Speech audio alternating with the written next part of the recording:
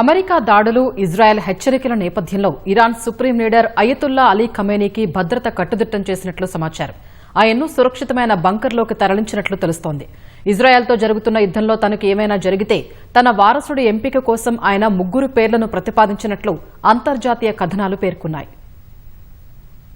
Iran supreme leader Ayatollah Ali Khamenei తన వారసుడి ఎంపికపై దృష్టి సారించినట్లు తెలుస్తోంది. ఇటీవల టెల్అవీవ్లోని ఆసుపత్రిపై ఇరాన్ క్షిపణి దాడి తర్వాత స్పందించిన ఇజ్రాయెల్ రక్షణ మంత్రి కట్జ్ ఖమేనీని బతకనివ్వబోమని హెచ్చరించారు. ఇప్పుడు ఇజ్రాయెల్కు మద్దతుగా అమెరికా కూడా దాడులకు దిగటంతో వారి చివరి లక్ష్యం తానే అన్న భావనకు వచ్చిన ఖమేనీ తన వారసుడిని ఎంపిక చేసేందుకు వీలుగా 3 సీనియర్ మత పెద్దల పేర్లు ప్రతిపాదించినట్లు న్యూయార్క్ టైమ్స్ ఓ కథనంలో పేర్కొంది. ప్రస్తుతం రహస్య బంకర్లో తలదాచుకుంటున్న ఖమేనీ ఆచూకీ ప్రత్యర్థులకు లభించకుండా తన చుట్టూ ఎలక్ట్రానిక్ కమ్యూనికేషన్ ఛానళ్లు తొలగించాలని అధికారులకు సూచించినట్లు తెలిపింది. ఖమేనీ అత్యవసర యుద్ధ ప్రణాళికలు తెలిసిన 3 ఇరాన్ అధికారులు ఈ విషయం చెప్పినట్లు న్యూయార్క్ టైమ్స్ కథనం పేర్కొంది.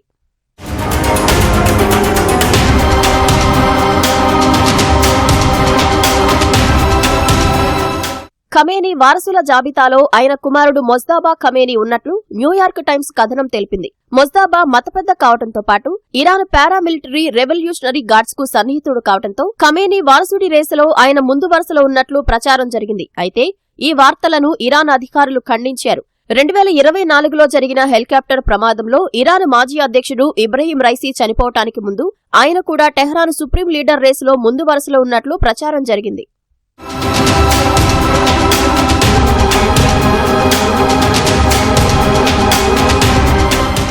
ఇజ్రాయెల్తో జరుగుతున్న యుద్ధంలో ఖమేనీకి ఏదైనా ప్రమాదం జరిగితే ఆయన ప్రతిపాదించిన వారిలో ఒకరిని ఎన్నుకోవటానికి చర్యలు తీసుకునే అవకాశం ఉంది. ఇరాన్ సుప్రీం లీడర్కు విస్తృతమైన అధికారాలు ఉంటాయి. ఇరాన్ సాయుధ దళాల కమాండర్ ఇన్ చీఫ్ గా, న్యాయ వ్యవస్థ, శాసనసభ, కార్యనిర్వాహక శాఖలకు అధిపతిగా వ్యవహరిస్తారు. ఆపరేషన్ రైజింగ్ లయన్ పేరుతో ఇరాన్పై సైనిక చర్య చేపట్టిన ఇజ్రాయెల్ ఖమేనీ నివాసంతో పాటు ఇరాన్ అధ్యక్ష కార్యాలయం ఉండే మోనిరియే ప్రాంతంలో వైమానిక దాడులు జరిపింది.